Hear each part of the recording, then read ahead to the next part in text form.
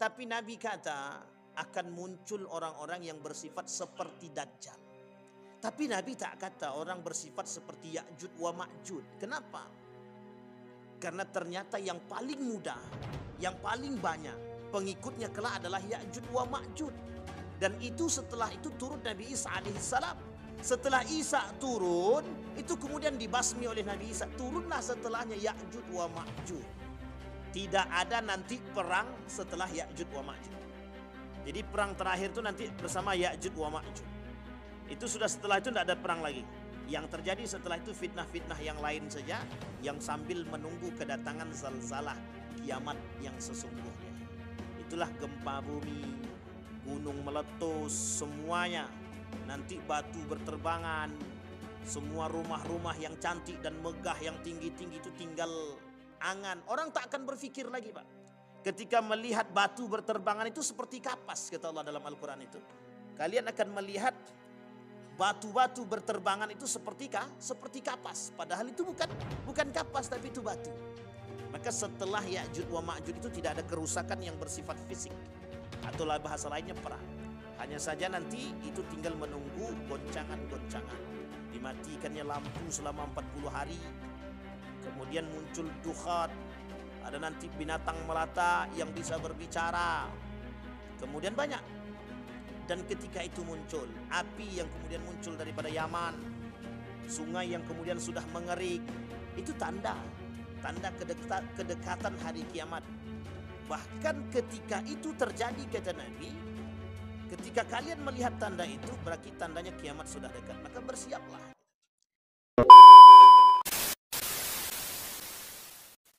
A'udzu billahi minasyaitonir rajim. Bismillahirrahmanirrahim. Assalamualaikum warahmatullahi wabarakatuh. Alhamdulillahi rabbil alamin. Alhamdulillahilladzi an'ama bi ni'matil iman wal islam bihima tatimmus salihat. Ashhadu an la ilaha illallah wahdahu la syarika lah wa ashhadu anna Muhammadan abduhu wa rasuluh la nabiyya ba'd. Allahumma salli wa sallim wa barik ala hadha an-nabiyil karim. Allahumma salli ala Muhammad wa ala ali Muhammad fil alamin innaka Hamidum Majid. Ya ayuhan nasu taqu rabbakum alladhi khalaqakum min nafsin wahidah wa khalaqa minha zawjaha wa batha minhuma rijalan katsiran wa nisaa wattaqullaha alladhi tasaaluna bihi wal arham innallaha kana 'alaikum raqiba. Puji syukur kehadirat Allah atas limpahan rahmat dengan mengucapkan alhamdulillahi rabbil alamin. Berselawat kepada Nabi dengan mengucapkan Allahumma salli ala Muhammad wa ala ali Muhammad fil alamin innaka Hamidum Majid. Baik Bapak Ibu sekalian yang berbahagia, mudah-mudahan di maghrib ini Bapak Ibu senantiasa di dalam lindungan Allah. Semoga selalu mendapatkan keberkahan, kekuatan, kesehatan, rezeki yang melimpah, keistiqamahan dalam beribadah. Amin ya rabbal alamin. Allah anugerahkan keluarga yang sakinah, mawaddah warahmah. Kemudian Allah jadikan anak-anak yang saleh dan salihah. Semoga kelak anak-anak yang saleh dan salihah yang bisa mengantarkan kita, yang mengajak kita ke dalam surganya Allah. Amin ya rabbal alamin. Baik Bapak Ibu sekalian yang berbahagia, di maghrib ini judul kita adalah Ya'jud wa Ma'jud. Ya'jud dan Ma'jud ini adalah salah satu di antara 10 tanda besar datangnya hari kiamat. Berarti kalau kita dah kaji Ya'jud Ma'jud bentar lagi kiamat Pak Ustaz. Ya enggak mesti juga. Karena Ya'jud dan Ma'jud 10 tanda kiamat besar ini dia ada urutan. Urutan dia dari pertama sampai ke 10. Mulai dari Dajjal, Isa, Ya'jud wa Ma'jud, Dukhan, kemudian binatang dabah, binatang melata, keluarnya api dan lain sebagainya. Sampai nanti zalzalah. Kemudian ada beberapa daerah yang masuk dalam perkataan baginda Nabi Muhammad sallallahu alaihi wasallam yang akan dihancurkan dengan zalzalah tadi. Sampai kelak Bapak Ibu sekalian yang berbahagia, dalam pandangan para ulama setelah daripada Ya'jud wa Ma'jud tadi itu tidak ada perperangan lagi. Yang terjadi setelah Ya'jud wa Ma'jud itu adalah perkara-perkara yang lain, kemudian pembinasaan terhadap orang-orang yang kafir dan munafik. Baik itu sifatnya zalzalah dan lain sebagainya. Ya'jud dan Ma'jud ini itu disebutkan dalam Al-Quran dan hadis Nabi. Karena ini adalah tanda kiamat besar. Jadi sebenarnya mengkaji Ya'jud wa Ma'jud ini itu sebenarnya ngeri-ngeri sedap. Kenapa kita katakan ngeri-ngeri sedap? Karena pembahasan Ya'jud wa Ma'jud ini itu mengingatkan kita, andailah kata Ya'jud wa Ma'jud ini benar datangnya dalam waktu yang mungkin agak sedikit lebih dekat, itu membuat kita agak sedikit khawatir. Tapi itu perlu kita melihat atau perlu kita meninjau kepada penelitian-penelitian atau kajian-kajian yang sifatnya baik itu melalui buku-buku dan hadis Nabi yang pernah dikatakan oleh baginda Nabi atau penelitian-penelitian yang pernah terjadi. Nanti kita sampaikan ada salah seorang penelitian dari Amerika Serikat itu yang pernah meneliti tentang tembok tembok besar yang dibuat oleh Dzulkarnain. Apakah itu dia tembok yang dimaksud adalah tembok Cina ataukah itu temboknya yang dibuat oleh Dzulkarnain tadi tembok yang lain, dan mengapa tidak bisa dideteksi oleh satelit, dan apakah itu menjadi tanda tanya. Maka sebagian ulama mengatakan, para alim, para peneliti ketika itu mengatakan temboknya yang dibuat oleh Dzulkarnain itu sampai hari ini menjadi tanda tanya. Bahkan para peneliti sudah mencoba untuk meneliti dan itu belum bisa dipastikan. Nah, ini kemudian menjadi persoalan. Tidak salah ketika para peneliti mencoba meneliti demikian. Pernah ada tulisan tentang masalah DNA. Ini bukan tes DNA ya, tapi DNA. Pernah ditemukan DNA itu oleh salah satu peneliti di Amerika Serikat itu di dalam tanah. Sehingga mereka mengatakan dari DNA tersebut itu menghasilkan ditemukan makhluk-makhluk yang sangat menyeramkan, sehingga ada yang mengatakan apakah itu Ya'jud wa Ma'jud. Jadi Bapak Ibu sekalian yang berbahagia, kita hanya mempelajari tapi kita tidak menebak secara benar apakah itu yang disebut dengan Ya'jud atau Ma'jud. Baik Bapak Ibu sekalian yang berbahagia, setidaknya kita akan coba sedikit mengulang tentang Ya'jud wa Ma'jud. Yang pertama, apa sih sebenarnya Ya'jud wa Ma'jud itu? Ya'jud dan Ma'jud itu adalah dua suku yang oleh para ilmuwan, oleh Nabi disebutkan dalam riwayatnya, oleh para ulama mentafsirkan Al-Quran tersebut, para ulama mufassirin, para ulama hadis menjelaskan hal tersebut. Mereka mengatakan Ya'jud wa Ma'jud itu dua kubu yang berasal dari siapa Bapak Ibu? Yafis. Yafis itu dari, bukan Pak Yafis itu. Yafis itu dari anak Nabi Nuh alaihi salam. Ditarik sampai ke atas dari ibunda, siapa namanya istri daripada Nabi Adam? Hawa. Sehingga ulama berpendapat, hampir mayoritas jumhur ulama berpendapat bahwa dua kubu Ya'jud wa Ma'jud ini berasal daripada keturunan Yafis bin Nuh, tarik ke atas sampai ke Adam alaihi salam. Maka ditarik garis benang merahnya bahwa berasal daripada keturunan Nabi Adam alaihi salam. Tetapi yang perlu kita pahami, bagaimana prosesi kok bisa menjadi dari keturunan Adam? Ini yang kemudian menjadi persoalan. Ada yang mengatakan dari benih mani yang pernah jatuh ke tanah, tapi kemudian berhasil menciptakan makhluk, yang makhluk itu kelak disebut dengan Ya'jud wa Ma'jud. Tapi ada juga kemudian referensi-referensi yang lain. Salah satu kerajaan yang paling sadis ketika itu dalam runtuhnya Daulah Abbasiyah itu adalah kerajaan Mongol. Kerajaan Mongol adalah kerajaan yang terkenal dengan kesadisannya. Bahkan kerajaan Mongol ini itu menghilangkan identitas daripada umat muslim atau identitas agama Islam. Salah satu identitas atau yang menjadi peninggalan umat Islam ketika itu adalah yang disebut dengan perpustakaan yang ketika itu ada di Baghdad. Nah, perpustakaan itu juga dihancurkan ketika dia selesai membunuh semua umat manusia yang ada pada masa Daulah Abbasiyah. Jadi keganasan yang dilakukan oleh kerajaan Mongol terhadap Daulah Abbasiyah umat Islam ketika itu sangat sadis. Maka diidentikan ketika itu oleh sebagian ulama mengatakan bahwa kesadisan bangsa Mongol dalam membunuh kaum-kaum muslimin ketika itu hampir serupa. Bahkan lebih daripada itu akan bermunculan yang lebih sadis. Itulah yang disebut dengan Ya'jud wa Ma'jud. Kata Nabi dalam hadisnya mufsidun, kelompok yang merusak. Dalam Al-Quran disebut dengan mufsidun. Orang-orang kelompok-kelompok yang merusak di muka bumi. Maka Ya'jud wa Ma'jud itu identiknya dengan hal yang buruk. Yang melakukan kerusakan di muka bumi. Ada satu pendapat mengatakan begini, tapi dalam bentuk pertanyaan. Apakah Zionisme itu Ya'jud wa Ma'jud? Karena Zionisme itu, boleh Bapak Ibu tengok, mereka tak pandang bulu kan. Kalau bunuh orang kan dia tak pandang.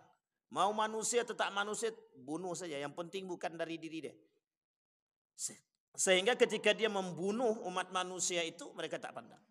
Tapi apakah benar Ya'jud wa Ma'jud itu? Ini prediksi yang belum tentu benar dan belum tentu juga salah. Tapi kemudian dibantah oleh para ulama. Betulkah Zionisme yang sekarang ini adalah Ya'jud wa Ma'jud? Yang disebutkan di dalam hadis Nabi dan Al-Quran sebagai bentuk mufsidin, perusak di muka bumi ini. Karena mereka melakukan kerusakan itu terstruktur. Bahkan ada yang mengatakan apakah Zionisme itu Dajjal, kata dia. Wah, ini dia Dajjal sama Ya'jud wa Ma'jud itu sama-sama merusak. Adik-beradik, cuman beda masa saja. Dajjal itu merusak juga. Ya'jud wa Ma'jud juga merusak. Tapi mana yang paling sadis? Kedua-duanya sadis dengan gaya metode yang berbeda. Ya, kalau Dajjal itu dia punya kelebihan, paling tidak ada 6 kelebihan dia. Ketika dia menunjuk langit, hujan turun. Ketika dia menghidupkan orang yang dia bunuh, kemudian dia bisa hidupkan kembali. Dan ini salah satu fitnah daripada Dajjal. Dan banyak fitnah Dajjal itulah kelak yang mendatangkan orang-orang yang dari kampung dan mengakui kehebatan daripada Dajjal. Sehingga kerusakan yang dilakukan oleh Dajjal itu lebih kepada aspek akidah. Orang yakin pada Dajjal. Tapi Ya'jud wa Ma'jud tidak begitu. Ya'jud wa Ma'jud itu bukan seperti itu. Tapi bagaimana Ya'jud dan Ma'jud tersebut? Ya'jud dan Ma'jud itu mereka membunuh manusia itu layaknya mereka memandang bahwa manusia itu lebih daripada binatang. Jadi membunuh manusia itu tidak berpandang, tidak pakai nurani. Karena sebagian mengatakan itu Ya'jud wa Ma'jud bukan bagian daripada manusia. Tapi sebagian lagi yang lain mengatakan bahwa Ya'jud wa Ma'jud itu adalah bagian daripada manusia. Baik. Sebelum kita bahas Ya'jud wa Ma'jud, kita harus lihat dulu di dalam surat Al-Kahfi ayat 92 sampai 97. Bahkan di dalam surat Al-Kahfi juga ada dalam ayat 83. Itu sampai selanjutnya. Ada perkataan di situ disebutkan oleh Allah, Ya Dzal Qarnain. Di situ namanya disebutkan Dzulqarnain. Siapa Dzulqarnain ini? Nah, ini yang kemarin yang di sana kita belum bahas, kita bahas sedikit di sini. Dzulqarnain adalah seorang raja yang beriman, yang saleh ketika itu. Dzulqarnain ini mengerti ada kelompok yang memang merusak, yang akan melakukan kerusakan di muka bumi dan diberitahu oleh Allah. Siapa mereka? Itu yang disebut dengan Ya'jud wa Ma'jud. Yang kemudian oleh Dzulqarnain itu dibangun tembok yang besar. Dalam riwayat itu temboknya terbuat dari besi. Nah, nanti kita sampaikan dalam pandangan para ulama apakah tembok itu disebut dengan tembok Cina? Karena dia perbatasan daripada itu. Jadi kerajaan Mongol itu juga masuk pada perbatasan situ. Nah, ini yang kemudian bangsa Mongol, bukan kerajaan Mongol, bangsa Mongol. Dan itu terkenal, kesadisan bangsa Mongol itu terkenal. Apakah mereka bagian daripada itu atau lain sebagainya. Dzulqarnain bukanlah seorang nabi, tapi dianggap orang saleh. Orang saleh. Sama seperti dengan Luqmanul Hakim. Wa idh qala Luqmanu li ibnihi ya bunai la tusyrik billah. Dipertanyakan oleh para ulama, siapa Luqmanul Hakim di sini?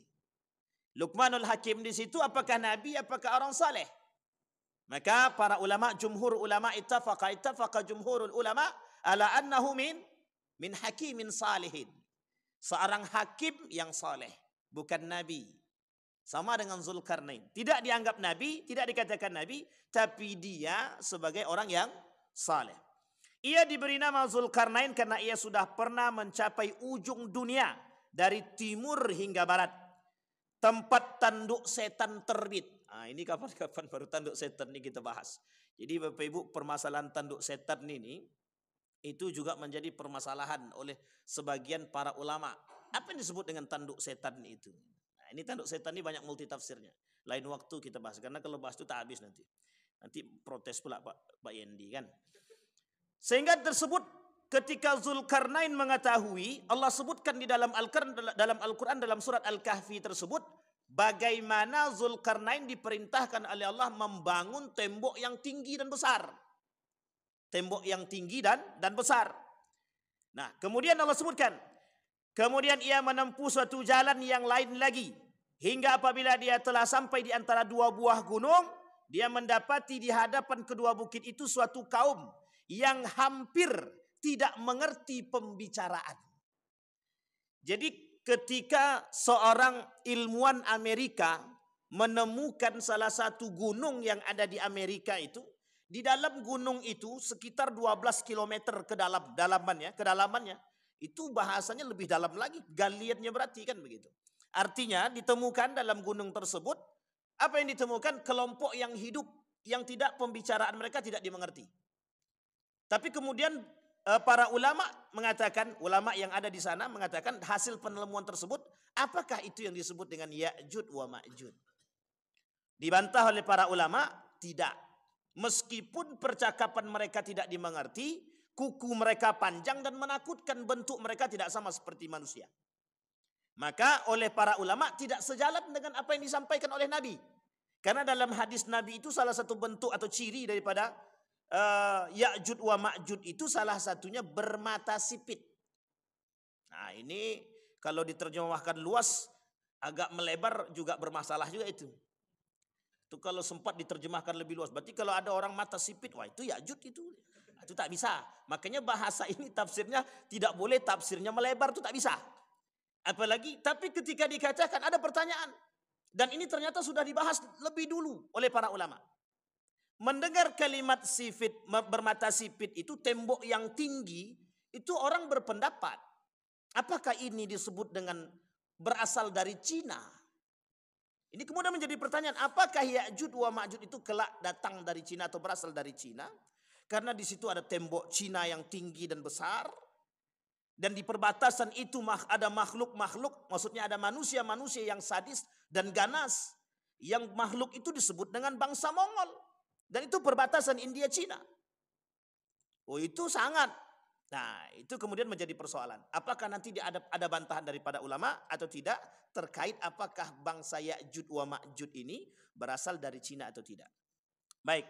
Kemudian Allah perintahkan, hai Zulkarnain, sesungguhnya Ya'jud wa Ma'jud itu orang-orang yang melakukan kerusakan di muka bumi. Jadi sudah banyak tandanya Bapak Ibu. Tadi mata sipit. Kemudian sifat kedua melakukan kerusakan di muka bumi. Jadi Bapak Ibu jangan sebut pula ada orang yang melakukan kerusakan di muka bumi. Ya'jud wa Ma'jud gitu. Itu tak bisa juga. Karena kita harus tahu karakter-karakter dia. Kemudian disampaikan orang-orang yang melakukan kerusakan di muka bumi. Maka dapatkah kami memberikan sesuatu pembayaran kepadamu. Supaya engkau membuat dinding antara kami dan mereka. Kata Allah, antara kami dan mereka. Kami di sini bukan untuk Allah. Kalimat kami di sini oleh para ulama dikatakan bukan Allah. Tapi kalimat di sini adalah umatnya Nabi Muhammad sallallahu alaihi wasallam. Jadi saking tingginya tembok itu Bapak Ibu, itu tidak bisa. Tidak bisa digrogoti, tidak bisa dikikis saking kerasnya. Tapi kelak itu hancur ketika janji Allah. Ketika janji Allah itu hancur. Sehingga oleh ulama ini disebutkan oleh Muhammad Arif ini, Dr. Muhammad Arif mengatakan, nanti disampaikan bagaimana cara mereka menghancurkan tembok itu. Itu disampaikan. Dan bisa ibu bayangkan, Bapak Ibu bayangkan ketika tembok yang tinggi, di situ manusia-manusia yang ganas-ganas tinggal di situ. Ibarat ketika ada 2 orang saja, 2 orang yang terkurung di dalam satu ruangan, tidak dikasih makan. Kira-kira apa yang akan terjadi di situ? Yang terjadi di situ siapa yang paling kuat? Maka yang paling kuatlah yang akan memakan yang lemah. Sama halnya ketika ketika bangsa Ya'jud wa Ma'jud ini terkurung sekian lama, ketika mereka keluar daripada kurungan tersebut, itu mereka seperti binatang buas yang keluar daripada sarang dia. Dan kelak nanti Ya'jud wa Ma'jud itu akan bercampur antara kalian satu dengan yang lain. Dan kalian tidak mengenali mereka. Bagi mereka yang mengenal itu, bagi mereka yang beriman mereka tahu. Tapi bagi mereka yang tidak beriman, mereka tidak mengerti. Mana yang disebut dengan Ya'jud wa Ma'jud itu. Tinggi mereka lebih tinggi daripada kita. Maka habis ini jangan tengok yang tinggi-tinggi, tak usah. Nanti bahaya. Baik, Bapak Ibu sekalian yang berbahagia. Nah, pertanyaannya kemudian siapakah Zulkarnain tadi? Sudah kita sampaikan. Zulkarnain bukanlah Iskandar. Bukanlah Iskandar yang pernah disebutkan. Jadi ada yang mengatakan, salah satu pandangannya mereka mengatakan bahwa Zulkarnain itu adalah Iskandar, Alexander. Ternyata oleh para ulama bukan. Bukan Alexander itu, bukan Iskandar itu yang disebut. Tapi adalah yang lain, orang lain. Oleh para ulama Al-Quran mengatakan, Mufassirin mengatakan, Ibnu Katsir mengatakan, bukan yang disebutkan oleh para pandangan-pandangan yang belum tepat. Sesungguhnya Zulkarnain itu Iskandar, tapi bukan yang disebut dengan Alexander. Baik. Dan itu menunjukkan, dan ini tertulis dalam surat Al-Kahfi. Telah menyebutkan kisah Zulkarnain dalam surat Al-Kahfi bahwa ia telah berkeliling dunia. Di sini kita akan membahas ayat yang berkaitan erat selain daripada surat Al-Kahfi. Baik. Siapakah Ya'jud wa Ma'jud? Adakah pendapat yang lain mengatakan Ya'jud wa Ma'jud tersebut? Ada. Yang mengatakan pendapat yang lain Ya'jud wa Ma'jud tadi, itulah kemudian yang mengatakan bahwa Ya'jud wa Ma'jud itu ada yang datang dari Cina. Ada yang mengatakan Ya'jud wa Ma'jud itu datang dari tempat yang lain. Ada yang mengatakan bahwa Ya'jud wa Ma'jud itu datang dari satu daerah yang berada di pegunungan yang cukup dalam. Itu yang disebut tadi. Salah satunya penelitian yang tadi dilakukan oleh Profesor Doktor dari Amerika tersebut. Pendapat lain menyebutkan bahwa Ya'jud wa Ma'jud diambil dari kalimat bahasa Arab yang berbunyi ajad an-nar, yang berarti api yang menyala-nyala. Jadi api yang menyala-nyala. Ada yang mengatakan Ya'jud wa Ma'jud itu diambil dari kalimat majayamuju. Maka dibaca yajayamuju. Yajayajud. Kemudian majayamuju. Diambil dari kalimat yang berartikan gelombang. Ternyata para ulama mengatakan tak cocok. Yang cocok ad-jayauj. Ad-jayauj. Artinya apa? Yang artinya adalah api yang menyala-nyala. Kalau disamakan dengan karakter mereka hampir mirip. Dari secara bahasa, arti daripada nama mereka itu dikaitkan dengan karakter sifat yang disebutkan oleh Allah, itu agak bersamaan. Karena salah satunya api yang menyala itu adalah salah satu sifat daripada syaitan. Yang di dalam diri mereka ada nafsu yang selalu menyala. Ada selalu perbuatan-perbuatan yang ingin melakukan kerusakan. Karena identik api itu membakar dan lain sebagainya. Apa agama Ya'jud wa Ma'jud? Sampaikah kepada mereka dakwah Nabi Muhammad sallallahu alaihi wasallam? Ini yang perlu kita pahami. Berarti Ya'jud Ma'jud itu tidak Islam Pak Ustaz. Jadi kita harus cari itu. Apakah Ya'jud wa Ma'jud itu agamanya Islam? Kami belum sampai ke sana lagi. Maka kita akan merujuk kepada pemahaman para ulama. Kata para ulama, Ya'jud wa Ma'jud adalah manusia biasa. Anak cucu Adam. Al-Hafiz Ibnu Hajar Al-Asqalani menguatkan pendapat yang menyebutkan bahwa Ya'jud wa Ma'jud dari keturunan Adam. Yang diambil dari keturunan Yafis bin Nuh. Ya ayuhan nasu taqu rabbakum. Inna zalzalatas sa'a syai'ud nazim.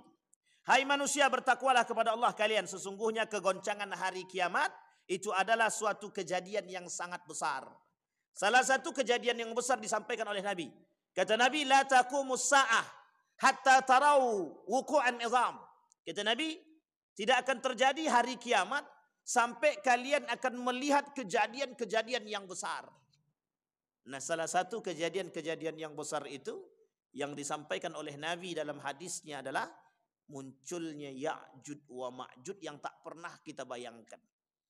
Jadi Bapak Ibu, tak bisa dibayangkan. Kalau kita dapatnya hadis Nabi, kita hanya bisa membayangkan dengan betapa sadisnya gitu. Tapi ketika kita melihatnya secara langsung, itu kemudian hanya orang-orang yang kafir dan munafik yang bisa melihat Ya'jud wa Ma'jud itu secara zahir. Kenapa demikian? Karena mereka bercampur. Nah, orang-orang yang beriman yang mengetahui keberadaan Ya'jud wa Ma'jud, mereka akan mencari keselamatan. Nanti akan kita sampaikan bagaimana caranya selamat daripada Ya'jud wa Ma'jud. Tapi kita berdoa kepada Allah.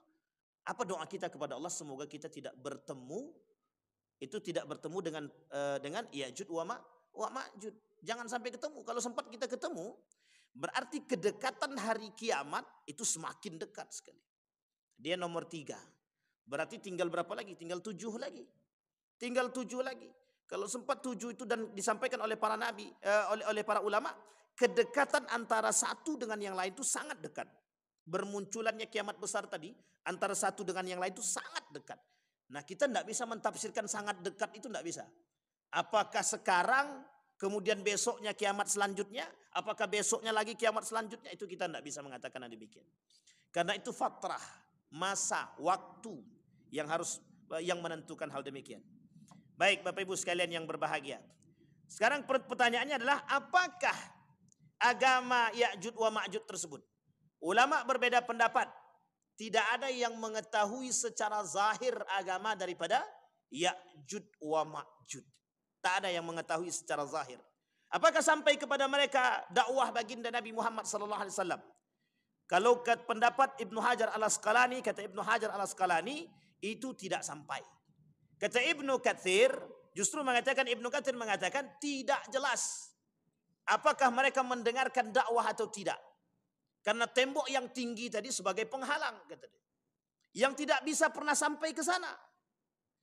Nah, ini yang menjadi masalah. Maka tidak ada orang yang merobohkan tembok selain daripada mereka sendiri. Dan itu ketika janji Allah yang Allah sebutkan di dalam Al-Quran itu. Baik, Bapak Ibu sekalian yang berbahagia. Kemudian dikatakan dalam hadis yang lain, ketika para sahabat sudah berkumpul mengelilingi baginda Nabi Muhammad SAW, kemudian Nabi bersabda, tahukah kalian hari apakah itu? Itu adalah hari di mana Allah Ta'ala memanggil Adam dan berfirman, wahai Adam, kirimkanlah satu rombongan ke neraka. Wahai Adam, kirimlah satu rombongan ke neraka. Kelak ada orang yang masuk ke dalam neraka itu bersamaan. Allah sebut di dalam Al-Quran, wasiqal ladzina kafaru ila jahannama zumara. Kelak akan masuk orang-orang kafir itu, orang-orang yang melakukan kerusakan di muka bumi, itu masuk ke dalam neraka jahannam itu zumara, bersama-sama. Tapi kalimat itu digandeng. Wasiqal ladzina taqaw rabbahum ilal jannati zumara. Kelak orang yang beriman dan bertakwa, kata Allah, masuk juga ke dalam surga itu berombong-rombong, bersama-sama. Jadi Bapak Ibu sekalian yang berbahagia, kuatkan soft, kuatkan iman. Persatuan kita penting. Kelak di akhirat kalau kita tidak ketemu dengan, misalkan saya tak ketemu dengan Bang Jidin, ya Allah, aku bersaksi Bang Jidin ini orang baik, orang soleh. Nah, itu bisa Bu. Kita punya syafaat buat sahabat kita. Maka dalam hadis Nabi disebut itu falyukhallil. Carilah sahabat yang baik, yang mengantarkan kita kepada agama yang baik. Itu penting. Makanya kawan-kawan yang soleh itu penting. Jangan dicaci dan dimaki. Siapa tahu orang-orang yang tak soleh tadi, kalau dengan nasihat kita dia masuk, dengan akhlak kita dia masuk, kita bisa ajak dia. Ya Allah, aku bersaksi bahwa beliau orang baik. Nah, ini misal. Tapi besok kalau Bapak Ibu udah di surga tak nengok saya, itu tak Ibu tak panggil, itu memang bahaya pula kan. Ya, artinya adalah kita saling memberikan peringatan, saling mengingatkan antara satu dan yang lain. Kemudian Adam bertanya, ya Rabbi, apa itu rombongan ke neraka? Allah menjawab dengan firman Allah, dari setiap 1000 orang, 999 orang akan masuk ke dalam neraka dan 1 orang masuk surga. Nah, jadi rombongan yang dimaksud tadi adalah 999 itu masuk ke dalam neraka, 1 saja yang masuk ke dalam surga. Kalau 1000. Andai kata 10.000 berarti cuma 10 orang yang masuk. Berarti 990, berapa tuh? 99.000 yang ya sekitar segitulah pokoknya. Daripada capek kita ngitung kan. Artinya apa? Yang masuk ke dalam neraka. Artinya apa? Kata Nabi, kata para ulama itu mengatakan begini, yang selamat itu sedikit. Dari sekian banyak perbuatan daripada Ya'jud wa Ma'jud tadi, yang dia lakukan kerusakan di muka bumi itu, yang kelak pengikutnya banyak sekali. Pengikutnya banyak. Dan saking banyaknya pengikutnya tadi, maka yang selamat itu hanya 1 ataupun 2 orang. Artinya apa? Itu bahasa kiasan. Sangat sedikit yang selamat. Maka para ulama mengatakan, bagaimana ketika ditanya, bagaimana cara kami selamat daripada Ya'jud wa Ma'jud? Jawabannya adalah lari ke tembok yang itu. Gitu. Dan itu disampaikan. Lari ke tembok yang besar. Tapi pertanyaannya adalah kan temboknya sudah dihancurkan. Gitu. Artinya apa sebenarnya? Bagi siapa yang punya ketebalan iman, itu yang selamat. Yang tak punya ketebalan iman, ya ketika itu memang tidak selamat. Karena memang yang tidak mau mengikuti mereka, mereka akan bunuh, akan habisi, akan mereka lakukan kerusakan di muka bumi. Baik, jumlah Ya'jud wa Ma'jud sangat banyak. Abdullah bin Amr berkata, meriwayatkan dari baginda Nabi Muhammad SAW ketika Nabi bersabda, sesungguhnya Ya'jud wa Ma'jud adalah keturunan Adam, apabila dilepas mereka akan merusak kehidupan manusia seluruhnya. Tidak ada seorang pun yang meninggal dari mereka kecuali akan meninggalkan 1000 orang keturunan atau lebih. Dan sesungguhnya ada 3 suku bangsa keturunan mereka. 1 namanya Tawil, yang kedua Taris, yang ketiga Minsak. Jadi tak ada yang selamat kecuali orang-orang yang beriman. Maka mencari keselamatan itu dari saat ini, bukan nanti. Kalau nanti itu susah, selamat lagi sudah. Maka cari keselamatan itu dari sekarang. Membangun keimanan yang kuat. Hari ini tak perlu Ya'jud wa Ma'jud muncul saja. Itu udah goncang-gancing kita sekarang. Semuanya dibuat biar kita jauh daripada iman. Semuanya dibuat biar kita jauh daripada agama. Semua dibuat biar kita jauh daripada nilai-nilai agama. Artinya apa? Belum Ya'jud wa Ma'jud datang, sudah banyak orang-orang yang bersifat demikian untuk melakukan kehancuran tadi. Maka Nabi tak salah ketika Nabi berkata dalam hadisnya itu, akan datang satu masa kepada kaumku, kata Nabi, Dajjaluna kadzabun, orang-orang yang bersifat seperti Dajjal. Nah, jangan pula nanti setelah sifat Dajjal kita sebutkan Dajjal, bermasalah pula kita dengan kalimat Dajjal itu nanti. Tapi Nabi kata akan muncul orang-orang yang bersifat seperti Dajjal. Tapi Nabi tak kata orang bersifat seperti Ya'jud wa Ma'jud. Kenapa? Karena ternyata yang paling mudah, yang paling banyak pengikutnya kelak adalah Ya'jud wa Ma'jud. Dan itu setelah itu turun Nabi Isa alaihissalam. Setelah Isa turun, itu kemudian dibasmi oleh Nabi Isa. Turunlah setelahnya Ya'jud wa Ma'jud. Dan itu dipergulirkan. Dajjal, Nabi Isa diturunkan untuk membasmi itu tadi. Siapa yang dibasmi oleh Nabi Isa? Dajjal. Sekarang belum turun. Kalau sekarang banyak manusia bersifat Dajjal, Nabi Isa belum turun lagi. Kenapa? Karena Dajjal yang sekarang ini tidak lebih berbahaya daripada Dajjal yang sesungguhnya. Karena Dajjal sekarang ini kalau nunjuk langit, hujan belum turun lagi. Kalau dulu ada. Siapa dulu? Firaun. Yang mengaku dirinya lebih kayak seperti Tuhan. Apa kata dia? Dia diperintahkan kepada ajudan dia itu, bangunkan aku bangunan yang tinggi sampai ke langit. Biar aku pengen tahu Rabbi Musa itu yang mana. Tuhannya Musa, ilah Musa itu yang mana. Gitu. Nah, coba saking sombongnya Firaun waktu itu. Sampai dia katakan dia datangkan 2 orang, aku bisa menghidupkan dan mematikan. Yang satunya dibunuh, itu mematikan. Yang satunya dibiarkan hidup, itu menghidupkan. Tapi sebenarnya bukan begitu. Nah, Dajjal kelak bukan begitu. Dajjal itu bukan seperti itu. Yang dibunuh dia, itu yang dihidupkan kembali. Jadi sangat berbahaya. Itu baru fitnah Dajjal. Maka setelah fitnah Dajjal itu muncul, dan itu merusak akidah umat manusia. Akidah. Yang dirusak itu akidah. Kepercayaan orang terhadap Dajjal itu tinggi. Bahkan orang yang tidak memiliki iman yang tebal, yang kuat, itu bisa percaya. Maka bahasa para ulama itu ketika Dajjal menginjakkan kaki saja di salah satu kota besar, Dajjal menginjakkan kaki dia di kota besar, itu ulama orang-orang yang ada di desa itu datang untuk bertemu dengan Dajjal. Untuk melihat kehebatan Dajjal itu. Sehingga banyak yang beriman kepada Dajjal bukan kepada Allah. Maka kemudian turun Nabi Musa untuk memberantas akidah-akidah yang rusak itu tadi. Yang rusak bukan apa? Bukan manusia yang bersifat fisik, membunuh bukan. Tapi mereka merusak dari segi akidah, keyakinan. Kita ambil contoh. Dulu ada orang yang bisa mengeluarkan duit dari baju. Itu saja sudah banyak yang percaya. Makanya saya bilang itu bukan Dajjal, mungkin adik-beradik daripada Dajjal mungkin. Tapi bisa mereka mengeluarkan, dan itu yang percaya banyak, termasuk ada orang-orang yang bergelar profesor bisa percaya. Artinya apa? Dajjal jauh lebih hebat daripada itu. Sehingga kepercayaan orang itu bisa banyak yang percaya, beriman, sehingga roboh akidah mereka, rusak iman mereka. Nah, Ya'jud wa Ma'jud dia bukan pada aspek tersebut, tapi bagaimana orang yang tidak mau mengikut maka akan dibunuh, akan dihabisi. Sehingga kezaliman yang kerusakan yang dilakukan itu menyebabkan banyak pengikutnya. Kenapa? Takut. Sehingga yang selamat adalah yang beriman tadi, yang tahu. Kenapa? Karena mereka kelak Ya'jud wa Ma'jud itu bercampur. Dia manusia biasa, hanya saja perbedaannya disampaikan ciri-ciri dia. Mukanya lebar. Kemudian orangnya tinggi. Tutur bahasanya tidak terlalu mudah untuk dipahami. Ini salah satu sifat daripada Ya'jud wa Ma'jud. Tapi jangan pula cari mana orang muka lebar nih ya. Anda, itu lain cerita kalau itu.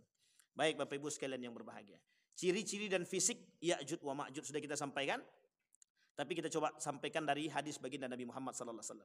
Sesungguhnya kalian akan terus berperang hingga Ya'jud wa Ma'jud datang. Nah, ini oleh para ulama dikatakan begini Bapak Ibu. Tidak ada nanti perang setelah Ya'jud wa Ma'jud. Jadi perang terakhir itu nanti bersama Ya'jud wa Ma'jud. Itu sudah setelah itu tidak ada perang lagi. Yang terjadi setelah itu fitnah-fitnah yang lain saja, yang sambil menunggu kedatangan zalzalah kiamat yang sesungguhnya. Itulah gempa bumi, gunung meletus, semuanya. Nanti batu berterbangan, semua rumah-rumah yang cantik dan megah yang tinggi-tinggi itu tinggal angan. Orang tak akan berpikir lagi Pak. Ketika melihat batu berterbangan itu seperti kapas, kata Allah dalam Al-Quran itu. Kalian akan melihat batu-batu berterbangan itu seperti kapas. Padahal itu bukan kapas, tapi itu batu. Maka setelah Ya'jud wa Ma'jud itu tidak ada kerusakan yang bersifat fisik. Atau bahasa lainnya perang. Hanya saja nanti itu tinggal menunggu goncangan-goncangan. Dimatikannya lampu selama 40 hari.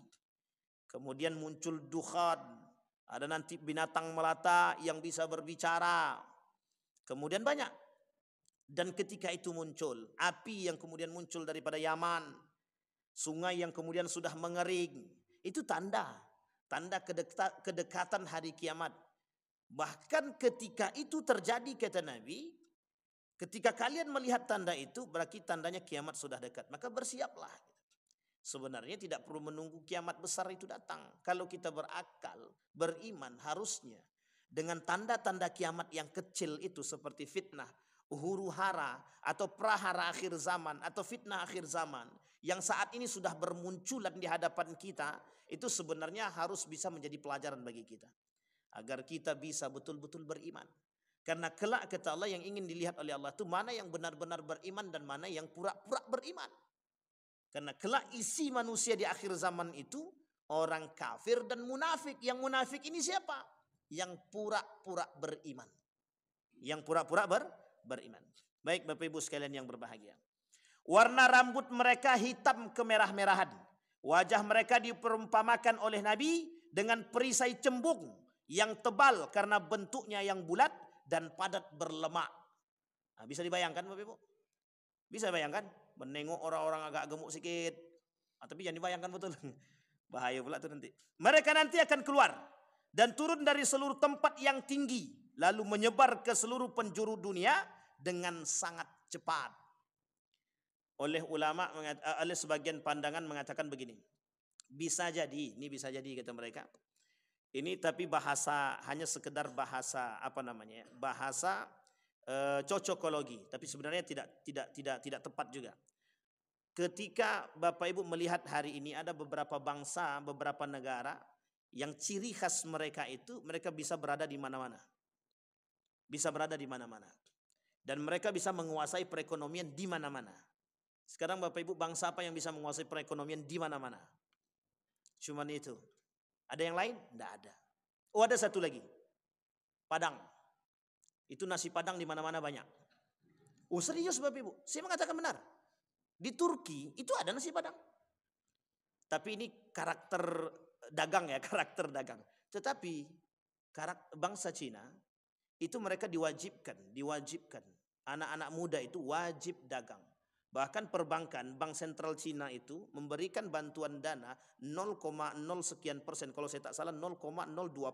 Saking rendahnya bunga, itu diberikan pinjaman kepada anak-anak yang ingin berwirausaha. Karena apa? Karena mereka wajib berdagang dan mereka bisa menguasai pasar. Ketika terjadi antara Cina, ketika terjadi ketegangan antara Cina dan Amerika, itu Amerika menantang Cina begini. Pokoknya diangkat pajak itu mereka angkat setinggi mungkin. Apa kata Cina? Silahkan angkat, tidak ada masalah. Sehingga bangsa Cina ketika itu tidak memasukkan yang besar-besar seperti mobil dan lain sebagainya, tidak. Tapi yang kecil-kecil. Bapak Ibu boleh tengok hari ini, itu produk-produk yang kecil-kecil itu rata-rata dari Cina. Boleh tengok. Tidak usah jauh-jauh. Kalau ke Indonesia Bapak Ibu kan sudah paham. Tusuk gigi aja yang sangat kecil itu datang dari Cina itu. Bambunya dari Kalimantan. Cuman barang itu dibawa ke Cina, sampai di Cina dibuatnya kayak tusuk gigi. Sampai ke sini harganya lebih, padahal kita bisa buat tusuk gigi sendiri. Dan itu banyak di Mekah. Bapak Ibu datang ke Mekah, masuk ke semua toko, carilah made in Makkah. Nggak ada tuh Pak. Sangat kecil sekali Bapak menemukan made in Makkah atau made in Amerika, made in Australia, jarang. Made in China. Itu rata-rata. Panci kuning, tahu panci kuning? Bukan panci apa namanya? Cerek emas itu. Itu datang dari mana? Nah, mereka akan menguasai itu. Kata dia. Maka ada yang di situ orang mengatakan apakah Ya'jud wa Ma'jud itu adalah bangsa Cina.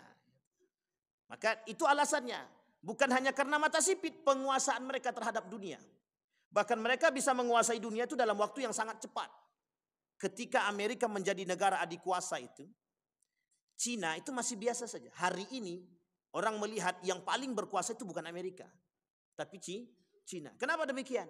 Karena Cina bisa merusak segala hal, termasuk merusak pasar. Dan itu yang tidak dimiliki oleh negara manapun.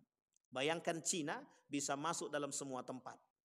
Nah, makanya orang berpendapat, ada yang mengatakan apakah bangsa Ya'jud wa Ma'jud itu berasal dari bangsa Cina. Maka oleh para ulama mengatakan tidak, kata para ulama. Bukan. Ya'jud wa Ma'jud itu bukan datang dari Cina. Hanya saja ciri khas yang disampaikan itu bermiripan. Dan dianggap apakah tembok Cina itu adalah tembok yang dimaksud yang dibuat oleh Zulkarnain dulu? Bukan. Karena apa? Oleh para ilmuwan itu mengatakan tembok yang dibuat oleh Zulkarnain itu dalam bahasa hadisnya itu dibuat dari besi. Sementara tembok Cina itu tumpukan batu bata kalau bahasa kita hari ini. Artinya apa? Terdapat perbedaan. Dan memang dataran tingginya sama, dianggap sebagai dataran tinggi. Dan di antara tembok itu memang ada bangsa dan kelompok yang dianggap memang ganas, yang dulu pernah disebut sebagai bangsa Mongol, yang pernah menaklukkan Abbasiyah, yang memang pembunuhannya sadis. Nah, ini kemudian terjadi. Maka para ulama, tidak ada satupun para ulama yang mengatakan secara detail siapa sebenarnya, dari bangsa mana sebenarnya Ya'jud dan Ma'jud tersebut. Tapi yang penting kita pahami adalah ciri dan fisik dia tadi. Mukanya lebar, kemudian berbicaranya tidak terlalu fasih, dia tidak terlalu fasih berbicara. Bagaimana Ya'jud dan Ma'jud menjebol dinding penghalang? Kata Allah, kelak mereka tidak akan bisa menghancurkan tembok tersebut sampai pada masanya atau waktunya. Ya'jud dan Ma'jud adalah dua suku bangsa yang selalu membuat kerusakan di muka bumi, sehingga Zulkarnain membangun dinding yang menghalangi mereka. Selama berada di balik dinding penghalang ini, mereka menjalani kehidupan mereka sendiri, makan, minum, beraktivitas. Mereka pun terus berusaha sekeras tenaga, bagaimana cara mereka meruntuhkan dinding-dinding tadi yang terbuat dari besi tadi. Mereka terus menggali dan melubanginya sedikit demi sedikit. Abu Hurairah mengatakan dalam riwayatnya mengenai hal demikian, mereka menggali terus setiap hari sampai apabila mereka hampir berhasil membuat lubang di dinding penghalang itu, pimpinan mereka berkata, pulanglah dulu. Besok kalian akan bisa menjebolnya kembali. Namun Allah selalu mengatakan, namun Allah selalu mengembalikan mereka dinding-dinding penghalang tersebut sampai nanti tiba waktunya Allah berkehendak untuk melepaskan mereka keluar. Artinya sebenarnya apa? Kelak akan ada kerja keras yang dilakukan mereka itu kelak berhasil, akan mereka robohkan. Kata Abu Hurairah itu justru kelak kegigihan mereka itu dipandang ketika memang kedekatan hari kiamat itu semakin nampak. Nah, maka ulama berkata, apakah hari ini kiamat itu sudah dekat? Nah, itu pertanyaannya. Dijawab oleh para ulama, tidak ada satupun yang bisa mencoba mengatakan bahwa kiamat itu sangat dekat ataupun sudah dekat. Kenapa demikian? Karena masih banyak tanda-tanda kiamat besar yang belum nampak. Tetapi ketika berkata demikian melihat fitnah tersebut, ada ulama lain yang mengatakan, paling tidak kita hari ini sudah berdekatan atau di ambang pintu kiamat. Sampai di sini paham bahasanya Bapak Ibu ya. Ada yang mengatakan kita belum sampai pada kiamat, masih lama, masih butuh waktu yang panjang. Makanya diambil jalan tengah oleh Syekh Ramadan Al-Buti itu terhadap hari kiamat tersebut. Sebaiknya umat muslim terhadap hari kiamat itu berpedoman pada apa yang sudah dikatakan oleh baginda Nabi Muhammad SAW. Yakin bahwa kiamat itu datang, tapi tak mengatakan bahwa kiamat itu sudah datang. Yakin bahwa kiamat itu datang. Inna sa'atiyatun la raiba fih. Mesti datang. Tapi kedatangannya tidak pernah ada yang tahu kapan waktunya dengan tepat. Hanya saja ketika Nabi ditanya oleh malaikat itu, tanda-tanda kiamat Nabi sampaikan. Seperti apa yang kita pelajari di malam hari ini Bapak Ibu. Baik, dalil tentang Ya'juj wa Ma'juj sudah kita sampaikan. Sekarang pertanyaannya, bagaimana umat mukmin ketika itu selamat daripada Ya'juj wa Ma'juj? Yang pertama kata para ulama, orang-orang yang selamat daripada Ya'juj wa Ma'juj, orang-orang yang memiliki ketebalan iman. Yang kedua, ulama mengatakan larilah sejauh mungkin Anda mampu lari, sehingga Anda tidak bertemu dengan mereka. Tapi ini Bapak Ibu sekalian yang berbahagia, karena saking banyaknya jumlah Ya'juj wa Ma'juj tadi, saking banyaknya dan mereka tersebar di seluruh dunia. Bahkan jumlah mereka itu berbanding. Seperti apa? 1000 bandingnya 1. Artinya apa? Jumlah mereka, orang-orang yang benar-benar selamat itu adalah orang yang benar-benar dalam naungan Allah Subhanahu wa ta'ala. Bapak Ibu sekalian yang berbahagia, tetapi ending kalimat ini Bapak Ibu, kita tak boleh cocokologi. Nampak orang bersifat kayak melakukan kerusakan di muka bumi, kita katakan dia Ya'juj, itu tidak boleh. Seperti yang tadi di awal, apakah Zionis itu adalah Ya'juj wa Ma'juj?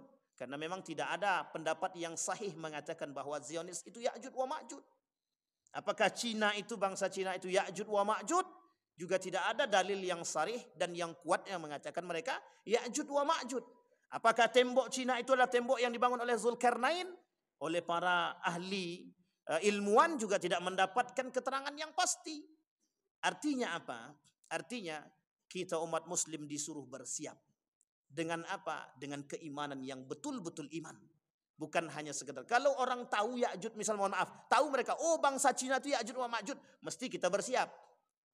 Tapi kalau kita tak tahu, kita hanya diberikan pandangan oleh Allah, disitulah tujuan kecerdasan tadi, agar kita bisa mengokohkan iman. Ada atau tidak adanya Ya'juj wa Ma'juj itu tadi. Tapi keyakinan kita sebagai orang yang beriman, wajib kita meyakini bahwa Ya'juj wa Ma'juj itu ada. Terakhir, bagaimana binasanya Ya'juj wa Ma'juj? Ya'juj dan Ma'juj mulai dari laki-laki, perempuan hingga anak-anak akan menebar kerusakan. Pembunuhan, penodaan kehormatan, kerusuhan, dan perbuatan asusila. Sama tuh seperti manusia hari ini. Sampai-sampai mereka pun menembakkan anak panah mereka ke langit untuk menakutkan atau menaklukkan penghuni langit. Saking sombongnya sama kayak Fir'aun. Selanjutnya Allah akan menurunkan hujan untuk mencuci bumi hingga mengkilap bagai cermin.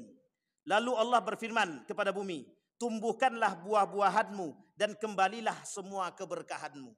Artinya apa? Campur tangan Allah atas runtuhnya Ya'jud wa Ma'jud kelak tak bisa kita hindari. Maka di situ yang harus kita imani, kehancuran Ya'jud wa Ma'jud itu pasti. Tetapi kapan? Karena sekarang Ya'jud itu belum muncul. Yang kita tunggu sajalah. Kita berdoa kepada Allah, moga-moga kita tidak bertemu dengan Ya'jud wa Ma'jud. Soalnya yang tua-tua ni tidak ketemu nih Ya'jud wa Ma'jud. Masalahnya yang puluhan tahun yang akan datang yang kita takutkan. Mereka ketemu atau tidak? Mudah-mudahan kita termasuk orang-orang yang beriman kepada Allah. Amin ya rabbal alamin. Saya kira itu saja Bapak Ibu sekalian yang berbahagia. Ini sudah selesai Ya'jud wa Ma'jud. Kalimat endingnya tidak boleh ada yang mengatakan siapapun yang melakukan kerusakan di muka bumi ini, kita tak boleh katakan dia Ya'jud ataupun Ma'jud. Apalagi kita katakan Dajjal, nanti berujung pada Polda. Itu yang tak menjadi masalah kita hari ini. Fa'tabiru ya ulil absar la'allakum tuflihun. Assalamualaikum warahmatullahi wabarakatuh.